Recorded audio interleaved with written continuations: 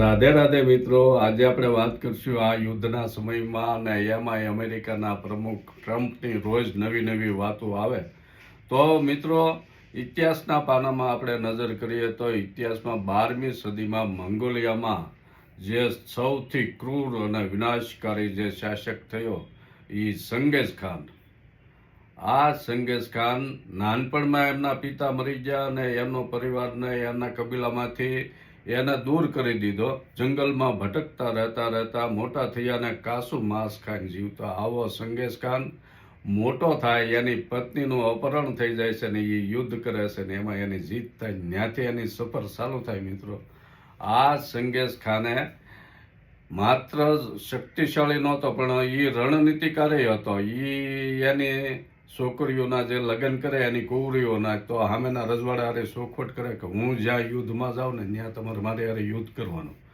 એટલે જો સામેવાળો માની જાય તો એ જ્યાં જ્યાં યુદ્ધ કરવા જાય ત્યાં એને સૌથી આગળ રાખે. એટલે એ પહેલાં મરી જાય, એના જમાય કે વેવાય કે, એટલે એ સામેના રાજ્યનું શાસન એના હાથમાં આવી જાય.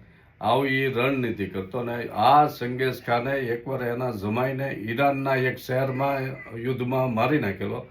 એનો બદલો લેવા આ ચંગેઝ ખાન ત્યાં ગયો અને એ શહેરના હરેક માણસોને મારી નાખ્યા. કૂતરા બિલાડાને મારી નાખ્યો. જે કાંઈ જનાવર હોય એ બધાને વિનાશ જ કરી નાખ્યો ને એ બધાની લાશોનો ઢગલો કરીને બેઠો. આવો ક્રૂર શાસક એ સમયે થઈ ગયેલો અને એનું શાસન ધરતીના 22% હિસ્સામાં એ સમયે હતું. અને મિત્રો, મંગોલિયા, ઈરાન, રશિયા, ચીન એ બધા વિસ્તારમાં ચંગેઝ ખાનની આડવર્ત હતી. એને ભારતમાં આવવું હતું પણ ભારતમાં એ સિંધુ નદીના સામા કાંઠા સુધી પહોંચી ગયેલો. પણ એ સમયે એને કંઈક એવા અપશુકનો થયા એટલે ત્યાંથી એણે ભારતમાં આવવાનું માંડી વાળેલું અને ભારત એ સમયે એક મહાન લૂંટફાટ ને વિનાશ થતો બસી ગયેલો. આ ચંગેઝ ખાન મિત્રો દુનિયાના 4 કરોડ લોકોનો હત્યા કરેલી છે. આ ચંગેઝ ખાન આપણને આ સમયમાં યાદ આવે. આ ચંગેઝ ખાનનું 1227માં મૃત્યુ થઈ ગયું અને એ મંગોલિયામાં ફાધર ઓફ નેશન ગણાય છે.